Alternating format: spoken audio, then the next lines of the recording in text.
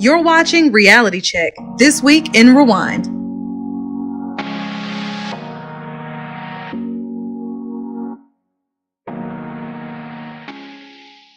Welcome to Reality Check, This Week in Rewind. I'm your host, Quinniee B, and today we're going to cover pretty much everything that we talked about last week. So that means we're going to talk about Porsha's having a baby, her baby special on Bravo TV, Little Women Atlanta, Love and Hip Hop Atlanta, Real Housewives of Potomac, T.I. and Tiny Family Hustle, Braxton Family Values, right? We're going to talk about everything. And you all know at this point that I love to open with Porsha's having a baby. And this episode is extra special this week because not only is it the third and final episode of her baby special, but we actually get to see baby Pilar's on-screen debut. And one thing that I've definitely enjoyed watching during this 3-episode special is how Porsha and Dennis not only love each other, but defend each other. We got to see them be a real couple. So we get to see them argue, fall apart, but then at the end of the day, come back together and that love be stronger than ever. So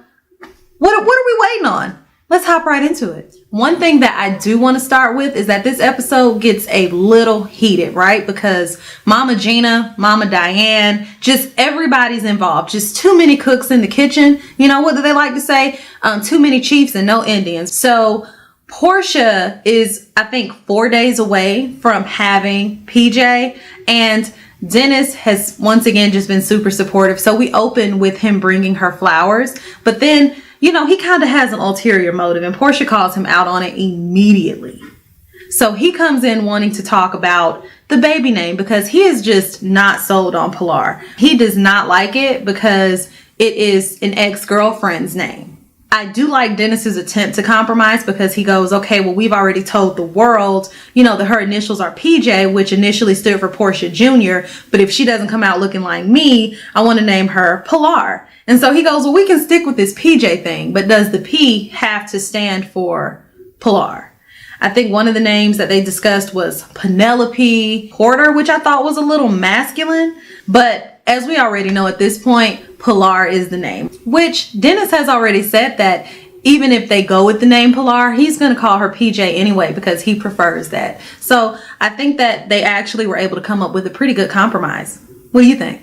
So we are on to the next scene, and Porsha is meeting up with Mama Diane. Porsha is barely making it, okay? She is waddling absolutely everywhere, but she is so adorable. But can we talk about Mama Diane for a second, okay? Because not only is she snatched and fabulous, this entire series, she has been one of the voices of reason, and I have just enjoyed seeing her because she is just such a genuine spirit. She really does want to see Porsha and Dennis make it, and as she said during this episode, she's looking out for both of their interests and not just Dennis or Porsha's interest individually. She's really thinking about them as a unit, and I like seeing that, and we really do get to see that during this 3rd episode. So anyway, back to it. So they meet up for lunch to discuss how Porsha's feeling about some of Mama Gina's feedback. And as any parent is concerned, or as any parent would be, she's concerned about Mama Gina and her ability to overstep or influence Dennis. And I think that's rightfully so. But can I just say one thing? I often forget that we are talking about people in their late 30s. When I'm watching these TV shows, I automatically think that they are closer to their late 20s or early 30s. And I personally would just think that as they've gotten closer to their 40s, a little bit wiser, I would think even more independent and sure of themselves, and they've had to make more decisions because as we see, they are both equally established. I would think that their parents don't really have that much pull. But I mean, I'm not that age yet, so maybe I'm wrong. Can somebody tell me, like, at 38, did your mom really have that much influence over your decisions? Let's fast forward to this scene where they are at the OBGYN to do their final sonogram before PJ arrives. I absolutely love this scene because they are just in awe of what a woman's body can produce, right? Q Maxwell, A Woman's Work, right? Like, even I'm in awe.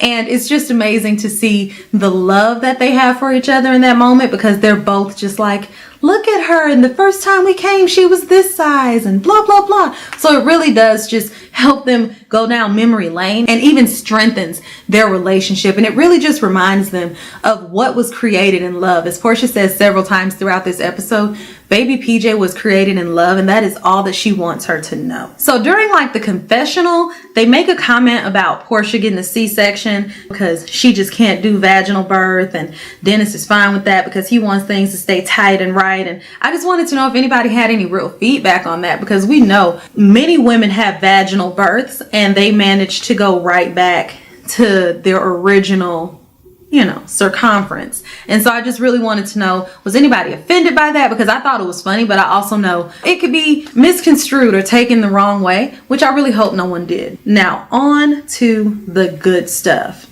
The moms meet at the crab spot because, as Porsha has already expressed to Mama Diane, or Miss Diane, that Mama Gina is just completely overstepping. So maybe someone closer to her age, someone that she, I guess, respects a little bit more, can possibly talk a little bit of sense into her. But we quickly see that that is just not the case. Mama Gina is stuck in her ways. She believes what she believes. They need to talk about a prenup. Why aren't they married? What are they waiting for? Why haven't they moved? Because Dennis feels like this is Porsha's house. It's just very clear as to who's been planting some of these seeds in Dennis's head. And it's also just very clear that she is just stuck in her ways, just stubborn as the day is long. Okay. What I do appreciate though is that Mama Diane did not go there with her. She was just very like, you know what? It's fine. We shouldn't be in the middle of their business. We should leave them to it, and yes, they do need to get a prenup. No, they shouldn't be moving right now, but that's not our place. And I'm just asking you to mind your business. Mama Gina is not trying to hear that. And it just turns the dinner sour, right? The ladies leave on such a sour note. And I don't think that Mama Gina really takes it to heart, but we see that later on Miss Diane is genuinely hurt by this. And I think it just is a testament to how sweet her nature really is, and how much she really does want to see them succeed. But we see that later on in the episode, so let's not even talk about that right now. Next up, Porsha meets Ricky Smiley for lunch because she's on maternity leave, so they don't see each other on Dish Nation like they normally would. And she said, before that, Ricky's a great friend, and so he always gives great advice. I would love to know what the age gap is between the two of them. I'm going to do some research. But so she says that he gives great advice. He reinforces some of her thoughts, but then he also plants seeds and gives her things to think about, because this is her first time having a child. And I would say possibly even really being in love and really trying to venture into something and be codependent on another person. So I would say that things are a little bit more complicated. Then Bravo decides to cut to this super cute footage of Dennis testing out this baby stroller with the puppy.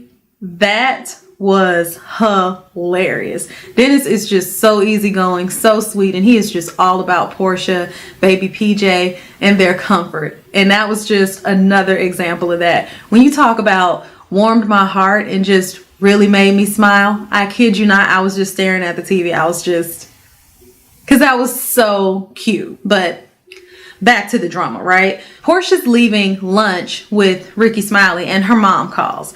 So Miss Diane is filling Porsha in on the drama that happened between her and Mama Gina, and Miss Diane doesn't miss a beat. I mean, Bravo is able to cut to the footage of when Mama Gina stopped eating her salad, which is a clear indicator of when the mood changed. And I'll say that it doesn't really cast Mama Gina in the best light, which, I mean, I'm not sure how she feels about that, but I do know that Porsha did an Instagram live showing that the family was still together, so they are still a unit post show, which is great, right? Because it's only 3 episodes. 2, things are edited down, because you have to have some drama to get viewership.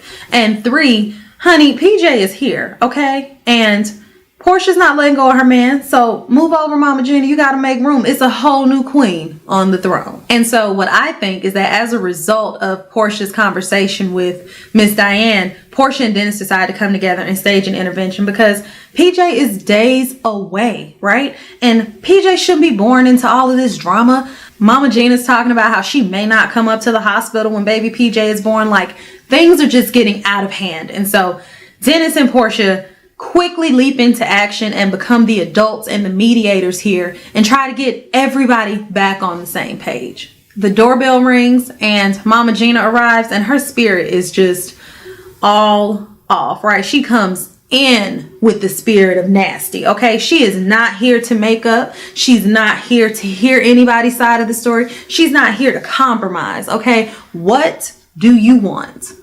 But Miss Diane quickly tempers all of that. She becomes emotional. She continues to explain herself, and eventually they kiss and make up. It's a great family moment, and it's an even better way to end this 3-episode special. Now, Bravo does do one thing that contradicts this celebration and all this growth that we just applauded Porsha for. Porsha said that he was completely moved in, but this episode, Bravo does this cut to the footage, and all of Dennis's shit is still in the basement. It's just like nothing has ever happened. I'm just like, so is he moved in or is he not, girl? Because this doesn't look moved in. But we do get to see later on in the episode, Porsha hires consolidators, closet organizers to come in and kind of rearrange her closet, and she makes room to officially move him into the closet, which I think was a very kind gesture as PJ is preparing to grace us with her debut. Now, let's take a second and give Bravo their applause, right? Kudos to Bravo for giving us the drama and then bringing this full circle and giving us a whole kumbaya moment. Dr. Sherry comes. She makes a house call, by the way, because Portia's not doing a whole bunch of driving at this point. But she makes a house call and she asks the follow-up questions. Is Dennis in the closet? You know, how are you guys communicating? Porsha, are you compromising? What about the moms moving into the house? So everything that was discussed in their original therapy session is discussed now. And it seems as though they've been able to put everything to bed. Just bringing everything full circle. Once again, good job, Bravo. And so now we are on to the big day. It's time for PJ's arrival, okay? And Porsha wants to be glammed and beautiful for her baby's arrival. Now, I've heard that a lot of women are doing that nowadays. I don't really know if I would have the patience to sit through that, but I get it. Wanting to look your best to meet your greatest accomplishment. It was so cute though. Porsha was super excited, overpacked. Like Dennis was like, this is a lot for 2 days. That was so funny when he was grabbing all those bags because he was just genuinely in shock. Like, girl, are you moving in? What's going on? Dennis is ready to pop bottles because he just wants to be a little litty because it's a celebration, right? We are bringing life into this world. And that was so funny because so he almost drank the whole bottle of champagne and then was like, oh, we need to bring more. I think he ended up bringing 3 bottles. It doesn't matter. It was a really funny scene. And Lauren picks them up. She drives them to the hospital. They ask if the hospital has valet. Can somebody tell me if there are any hospitals that have valet? I've never known or experienced this, but I also just can probably count on one hand the number of times I've been to a hospital. Anyway, they get to the hospital. They get to the delivery room. And Porsha and Dennis have just done it up. It is a whole mood. It's just a spread to welcome Princess PJ. And then they cut to the actual delivery and we get to see like Porsha and Dennis love on each other and be overwhelmed and welcome PJ into the world. And that was so sweet. Such great footage. And I would even say I appreciate Porsha and Dennis for even allowing us to be a part of that, because she could have easily just been like, yes, this is PJ's baby special, but I don't want you guys in the delivery room. So I really do appreciate her allowing us to share in that moment with them. And then in the final moments of the show, it is, I guess, 2 or 3 days later, and Porsha and PJ are home, and PJ is latching on just fine. She's breastfeeding, and you just really get to see them be a family. And Dennis is just being the man that I'm sure Porsha fell in love with. He is being attentive, caring, gentle, just everything I think that a woman would look for in a man, especially when you're talking about having a child and just the support system that you need. And then the funny part comes where she's asking about where's her push gift. So at this point, we know that the push gift is Rollies. So he got her a Rolex to match one that he already has. and then got baby PJ a Rolex. That was so funny because as they're closing out the show, Porsha goes, "This shit is so ghetto. We a Rolly family." And I think that that's the perfect way to end a 3-day baby special all about a peachy princess and a hot dog king. All right, and so let's keep going with this positivity and let's talk about the latest episode of T.I. and Tiny Friends and Family Hustle. I would say that this episode is filled with triumphs because they tackle so many different things. Each family is going through their own individual thing, but we get to see them come out on top at the end. So I think the episode was a success. We open with King preparing to perform or open for a group called Members Only. Never heard of him. I'll have to do a little bit of research. But he's preparing to open for this group, and it's going to be at a local club here in Atlanta called Masquerade. So he's planning to perform a song called Drip and then another incomplete song, for lack of a better term. And can we just have a side note and say that, honey, if you just gave Tiny more hair and made her younger, you're looking at her in boy form right now, because King is nobody but Tiny, okay? But back to him preparing for this performance. We know that T.I. is just not enthused about King and his lack of preparation. He feels like he's not ready, which we know at the end of this episode, King prevails. He ends up on top. They show footage and he absolutely rocks the crowd. And it feels good. And I'm not even related to him, but it feels good to see his excitement and his growth and his development, because a lot of it was just nerves. And Tiny and T.I., they definitely come from the school of tough love. They do not cut him any slack. Cameras are rolling, he's crying, and Tiny's just like, well, what you crying for? What you gonna do? Is this what you're gonna do when you get on stage? But King does not disappoint. He rocks it, okay?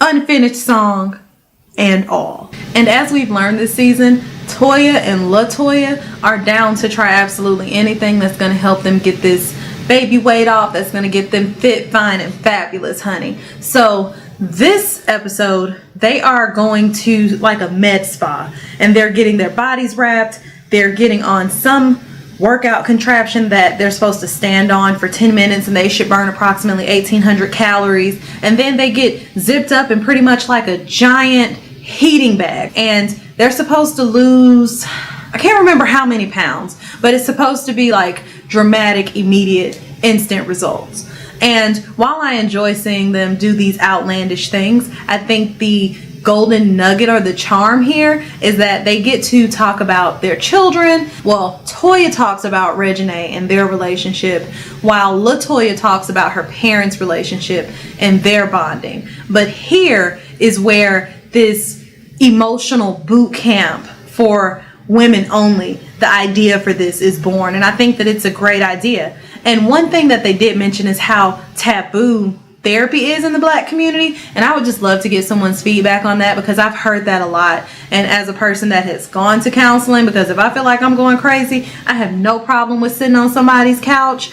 How do we break that cycle? How do we make it less taboo? But this is where that idea is born. And of course they have to call Monica and fill her in and talk to her about it, where she divulges that her feet have just been killing her. She is in chronic pain. And so yes, she is all down for the idea of a boot camp, as long as it does not involve any of the actual fitness portion. So that's where it transforms into a more therapeutic boot camp. They just cut out the fitness team building portion of it for Monica's sake. And so back at LaToya's, she and her mom are actually working on the nursery for her baby, and everything is pink, pink, pink, pink, pink, but it's super cute. And I also love that she and her mom get an opportunity to discuss how her mom felt about her dad coming to the photo shoot, because although they handled it like adults, I can't imagine how upsetting it must be for a mother to see her daughter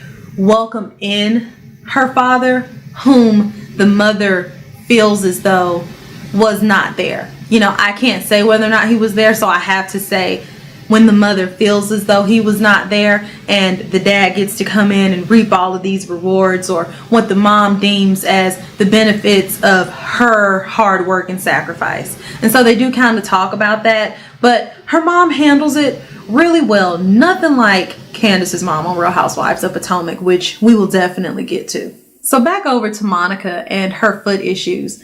Monica gets all hands on deck to talk about this surgery and what it's going to mean, because she's gone to the foot doctor. The foot doctor's told her, this pretty much needs to be handled immediately, because if not, your toes are going to end up kind of like this, where this is her big toe and the other toes, or that are supposed to be shorter, are going to end up laying on top of that toe. So she knows that she has to get this done, but it couldn't be at a worse time, because she is preparing for a 40-city tour, and it's going to be an 8-week recovery time. So she's thinking about, of course, her money, right? Because promoters are going to be upset, venues canceling tickets, issuing refunds. Who wants to do that? So she gets everybody on board, and they come up with a great solution, which actually makes sense as to why we've seen Monica on stage and in these promos with these orthopedic slippers on, which I figured it was something, but it makes sense because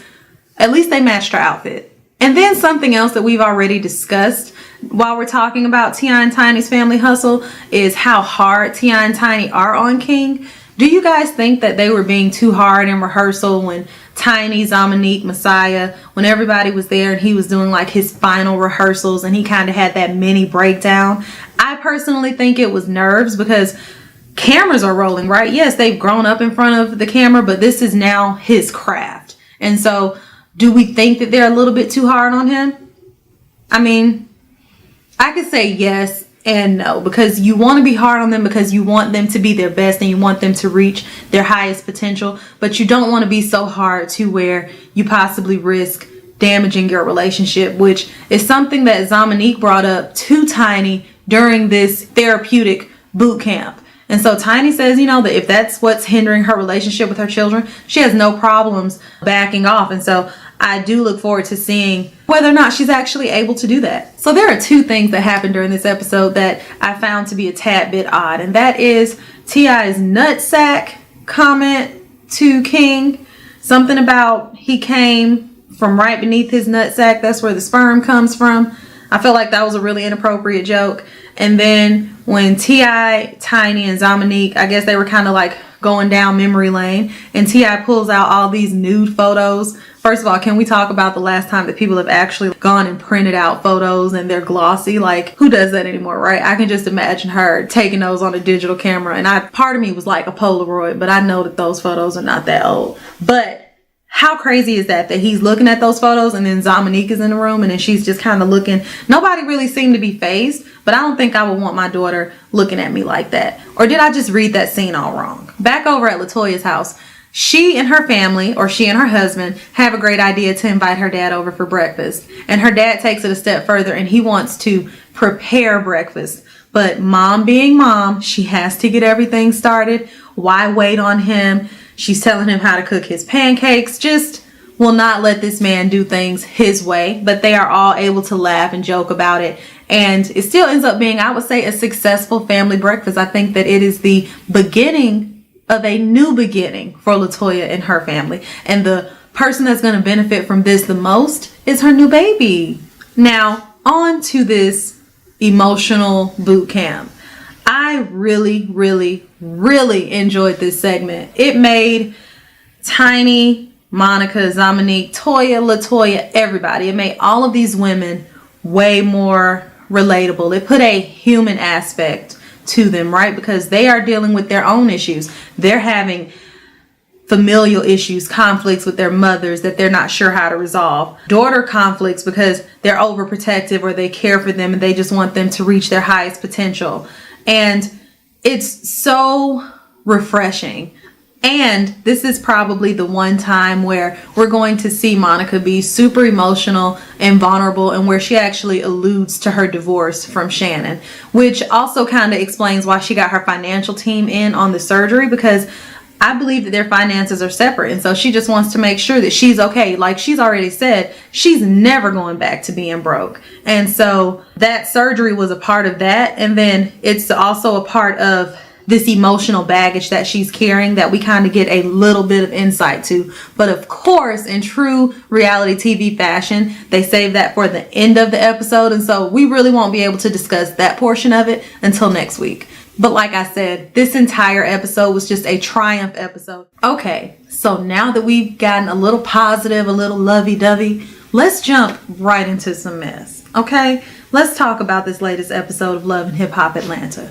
My first question is, are Kirk and Rashida really the people that we're taking our relationship advice from? Not saying that they haven't been through a lot, but are they really capable of helping other couples navigate their mess? Are we really giving them this much credit? This episode, we learned that BK has cheated on Sierra twice. She's cheated once, but how are they going to come back from that? Because we know how a man's ego is once what he thinks is his has been shared with someone else. So we pick right back up in this group setting where Kendra, Carly, Rashida, Kirk, I said Kendra, but I didn't even say Jock, where all these couples are in the room and they're trying to kind of work through their issues. And Carly's aggressive. She just is rare. She is ready to fight. And not saying surprisingly, because I think Kendra's an Atlanta girl, so she's definitely ready to fight. But as a professional on national TV, I didn't expect for her to allow Carly to bring her out of her character. Honey, but Kendra was with it. She was ready to go. So another thing that I want to mention is that Erica's actually back this season. Erica as in Erica Dixon, Scrappy's baby mama or ex-fiance or whatever.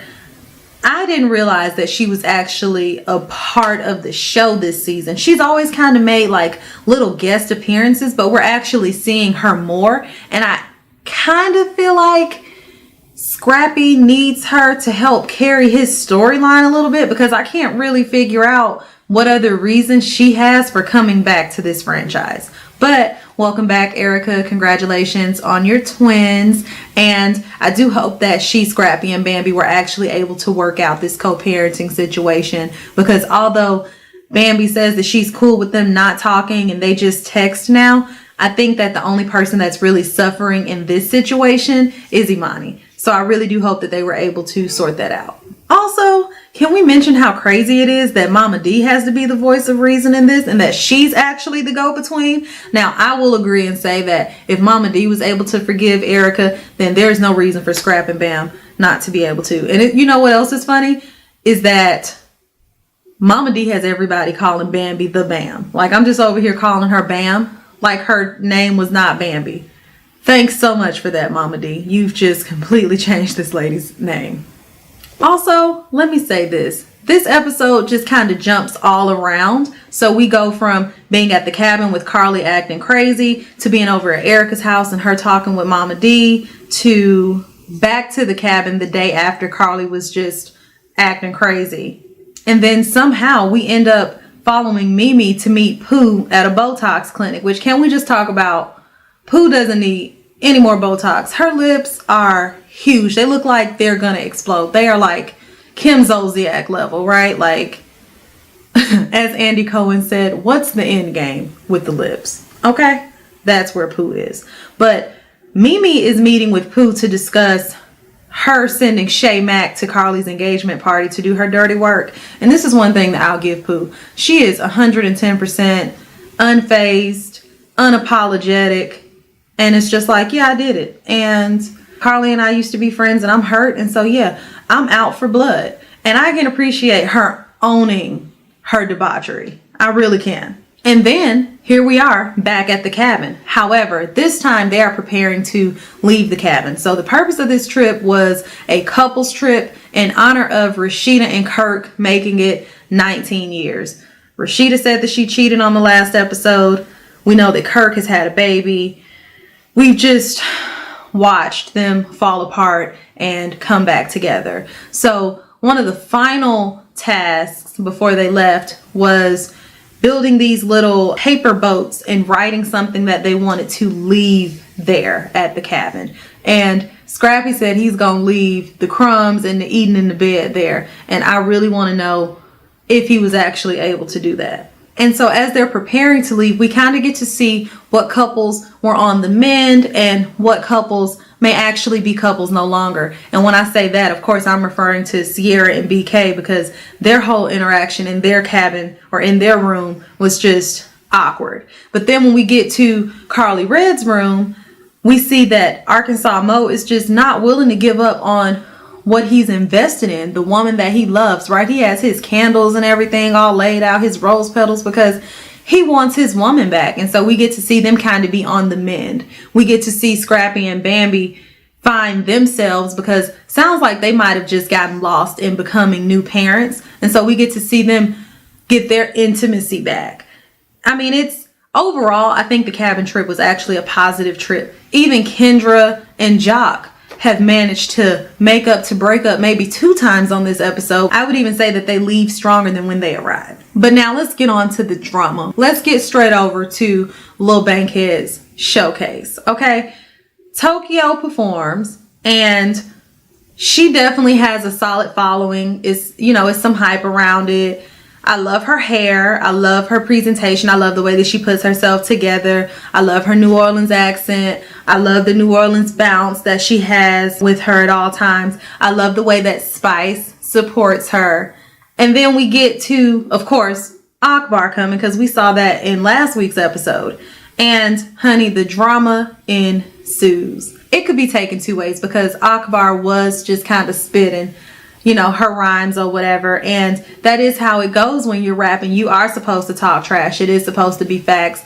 You know, maybe it is supposed to be some beef, but clearly Tokyo just ain't for it. Tokyo took that mic out of Lil Bankhead's hand and was like, so why don't you just put a name on it, or whatever she said. And that was it. And these ladies are ready to fight. But can we talk about this fight? Because the fight was in slow motion, y'all. It was in real time, but the ladies were absolutely moving in slow motion. The fastest one was Spice. And that didn't go very far either. It was very entertaining, though. I will give you that. Sierra, Carly, and Akbar all meet at the glam shop so that they can play catch up. And Sierra's just honest with Akbar, which I absolutely respect. She's like, I'm friends with both of y'all, and now you put me in a very awkward position.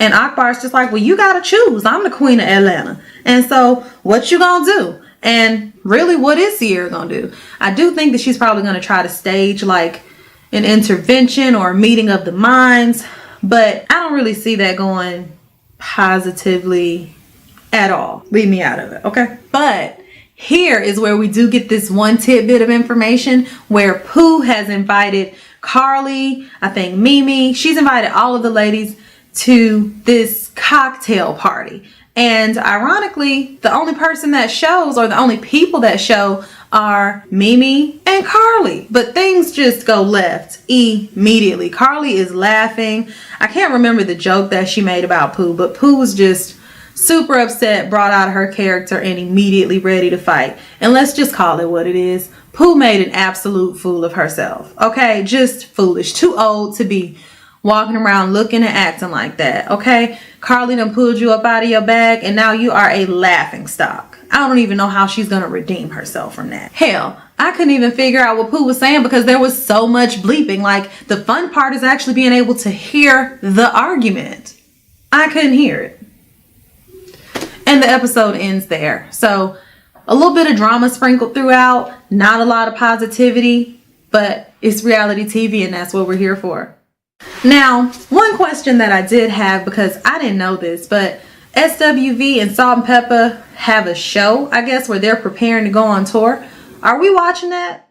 Okay, so now let's talk about another favorite TV show of mine, which is Real Housewives of Potomac. We are on episode 2, and we open with Giselle and Cal going to a fitness boot camp thing because Giselle needs her body to be right and tight in time for Candace's wedding, because this is she and Sherman's first, I would say, like social or public debut post breakup. So she is just so excited. But little do we know, Sherman is surely going to disappoint. Candace is prepping for her wedding, so she is just finalizing these last few things. And so one thing is modeling her dress for her mother. And you know, I kind of have mixed feelings about this because we already know that Candace's mom is a negative Nancy. And so I just wonder why she even subjected herself to that. But maybe it was just to go ahead and get that out of the way so that she could actually enjoy her wedding day. Maybe. However, here, Candace wants to take it upon herself to bring up the situation where they were discussing her half-brother's attendance at her wedding. And her mom just will not let up. Her mom is only seeing things from her point of view, and just point blank, she's being a bully and just not a very likable person. Like, can we just even get down to that? I do give it to Candace. She stands her ground. She's like, you know what? He's my brother. This is my new beginning. This is my marriage. This is my life. And I want my brother to be a part of that. You say that you've moved on from it, but have you really? Because you're so emotional about it. Side note, who knew that Candace's mom had actually remarried and had a stepdad? Like, how does her stepdad feel with her mom still harboring all these ill and bad emotions? One, towards a child, and then two, towards her father. Like, you're with me now. What is this about? Grow up. I mean, I had no idea that her mom was married. But now it's on to the fun part. It's Candace's wedding day, and there is mirrored gold everywhere. I will give Candace this, okay? That venue was beautiful. I think that it was the perfect day for her. I really enjoyed seeing it. I just found myself smiling as I watched the TV. So what we get to see is all of the housewives prepare for this grand event, right? And everyone comes with their own set of intentions. Monique wants to apologize to both Giselle and Sherman. And Robin is actually probably just trying to make it to the ceremony on time, which, child, we know that they only make it to the reception. Giselle was preparing to make her social debut with Sherman, but in true Sherman fashion, he cancels at the very last second. So 2 hours before they're supposed to go to the wedding. Now, my personal thoughts is that Sherman just actually doesn't want to be on TV. He does not want to be a part of this portion of Giselle's life. But I also think that he probably should have divulged that a while ago, the second they started reconnecting and rekindling things, especially before the camera started rolling, because you are just embarrassing her. Now, I will also say this. I am disappointed in the way that Giselle handled this. She is making this all about Sherman. She is just blowing this up. And I understand, like, your feelings being hurt. But, girl, you got to tighten on up, stick that head up high, and keep it moving. Like, you have to know that you are so much more than a man.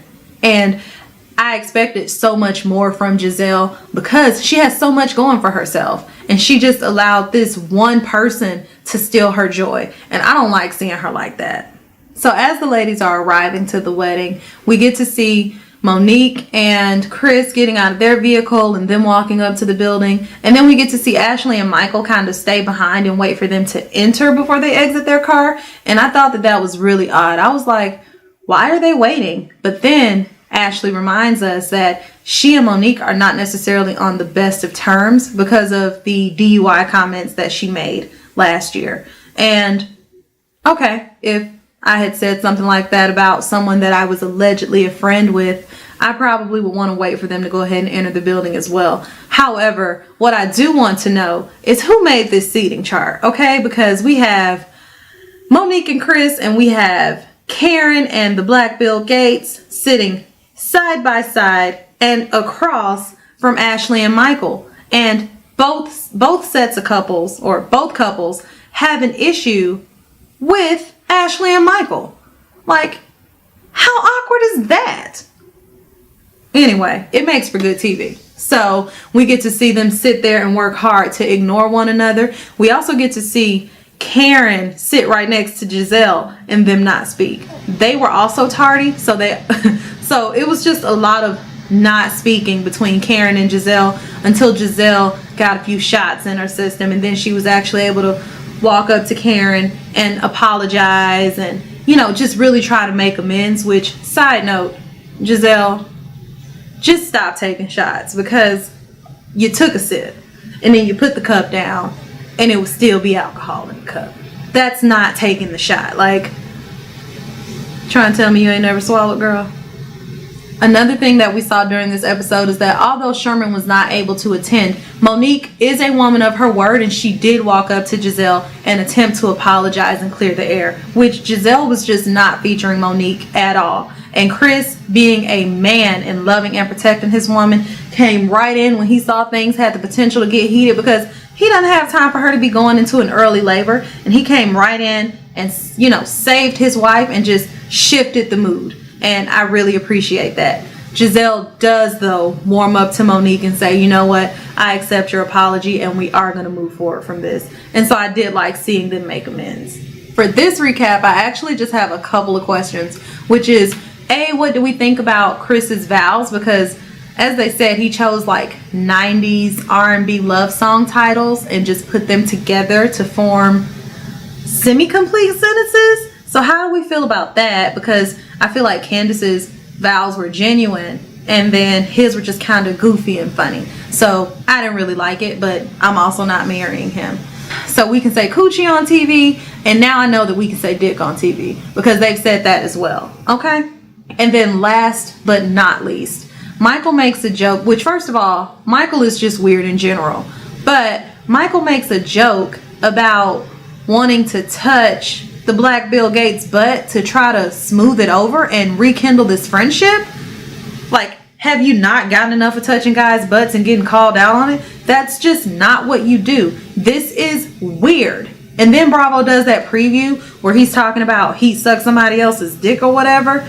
I can't wait until next week's episode. And so let's touch briefly on Braxton family values. While I enjoy watching this show, I actually think it's a little hard to review because it lacks substance, for lack of a better term. During this episode, we know that Tamar is going to Celebrity Big Brother, so we open with her packing, and there's a 1 bag limit. I want to know how she managed to do that because that looked as though it was going to be a struggle, okay? And Mom and sisters all get to meet David, who's Tamar's boyfriend, and Tamar and David are just completely smitten with each other. And we discovered that they've only been dating for 6 months, and so I think 6 months is still the honeymoon stage. So I completely understand why they are still seeing hearts and there's no one in the room but them. But I did want to point out that Tamar knows that her man is vegan, but she asks for her last meal, and her last meal is fried chicken, mac and cheese, everything that this man is just not going to eat. I did find that to be a tad bit selfish, and he was very kind to try Mama Braxton's fried chicken, because I know many vegans would be like, I don't eat it and I'm not going to pretend to, and I don't care who you are. So he was a really, really, really good sport about that. I did have 2 questions during this scene though. Why does Mama Braxton feel the need to say, for God's sakes, at the end of everything when she's frustrated? I don't like that. And then 2, why was David so dressed up? This was just like a casual family meeting, and he has on a vest and a crisp shirt, and there's nothing wrong with looking your best and wanting to make the best impression, but I just felt like I want to see him a little bit more dressed down. I want to see him relaxed. That's all. Another thing is that Tracy is good TV. She may not be the most grammatically correct, she may not be the smartest, but she's good TV, hands down. Would you watch her if she had her own show? Also in this episode, we learned that Tony is rehearsing for her show here at the Fox Theater. Vaughn lives in St. Louis. He would consider moving to Atlanta for Trina, but he would want to have his own home. He is not comfortable with moving into his woman's home. Let's go back to Porsha and Dennis's issues. I'm playing, but they mirror each other, and I found that to be interesting as well. Other key things that happened during this episode is Tracy wanted to try her hand at stand-up comedy. Total fail, not even worth discussing. The sisters, and when I say the sisters, I actually mean Tawanda, Trina, and Tracy all watched Tamar on Celebrity Big Brother, and I think this was like the first episode of Celebrity Big Brother, and so we get to see them kind of yell at the TV and provide their feedback, and also just kind of guess at how long they think she's going to last in the Big Brother house. And I want to say that Tawanda said that she was going to make it to be the third person in the house. So I think she had the most faith in her. Hats off to you, Tawanda. And then last but not least, as you've already seen in the blogs, probably a year ago, you don't even remember, but when Toni was performing here at the Fox Theater, Birdman actually surprised her and was on the side of the stage and came on stage, and they walked off stage together, and it was almost as though they were reuniting. But to me, it felt a little staged, and then B, like they just kind of wanted to shut the rumors up. We still haven't heard anything about a marriage. We haven't seen her with another ring. I mean, we just have no details. What's up, Toni? And that's literally all I have for Braxton Family Values. Quick, sweet, and straight to the point. And last but not least, let's talk Little Women Atlanta. This show has quickly become one of my favorites. And so this episode actually picks up right where they left off, with Emily just completely messing things up. Like, I don't understand why the one chick just can't do things without her. She's already pregnant, so she's not going to be in the picture much longer anyway. Like, let's not let her hold up this LP project, because I actually want to hear it. But by the end of the episode, we know that Emily actually did mess it up for everyone. And so it is actually dead. Now, one question that I did have is, why does Emily keep focusing on followers? We have more followers than y'all. How many followers do you have? Because the way that I look at it, the playing field is level. If we're talking about skill level and the ability to actually rap, Abira and Bump Man are actually the two best people that are coming to the table. They are actually real artists, real rappers, no gimmick. And we see that in this episode when they are in the studio. We also see a little flirt chemistry, and I thought that that was cute because he's actually taller than her. So, you know, that could work out and be something real cute. But we get to see them rap together and their little chemistry in the studio, and them kind of play off of one another. And I would really probably, I think, like to see a whole project from them. This could be like a whole, like, Little Person, Neutrina and Trick Daddy type thing. I want to see it. Am I tripping? Nobody else wants to see it. Nobody. The twins are prepping for their double wedding this season, or this episode, and they are stuffing envelopes and actually licking them to get them off into the mail. I hope they only did that for filming, and that they actually just got one of those sponges and just kind of wet the envelopes, because you don't have to lick envelopes. It's 2019. I didn't know we were still licking envelopes. Minnie and Moni Love discuss, one, Minnie's blind date that Moni Love set her up on, and two, Minnie's congestive heart failure, because at this point it is life or death. And so she's really talking about getting the gastric sleeve or the stomach sleeve so that it can help her lose weight. And Moni makes a great point that you're talking about something that everyone faces. You know, we all deal with weight, and at some point, you know, it could become life or death. And so you could possibly help someone make a more informed decision. And so I'm really happy that they did talk about it on the podcast. My thought was actually, though, what is the real name of the podcast? I would love to listen to, or try to listen to, an episode or two. I love Moni Love. Minnie sounds a little boring on the excerpts that we get to see on the show, but I am willing to listen, to give it a shot, and I'm always trying to support a sister. And so while that's pretty much everything that happened on Little Women Atlanta, I did have one question, which is, where do little people get their clothes? Because these jeans that they're wearing, they are super form-fitting, figure flattering, and so I'm just wondering, like, how do they get them in their size and at their length? You know what I mean? Because even taller, slimmer men have issues. So I just can't imagine that this is an easy feat for them. And so that pretty much wraps up this episode. And so if you enjoyed this episode and you want to see more, please make sure to like and subscribe. Also, don't forget to follow me on social media so that you'll always be a part of the conversation. Once again, thank you for watching, and I'll see you next week.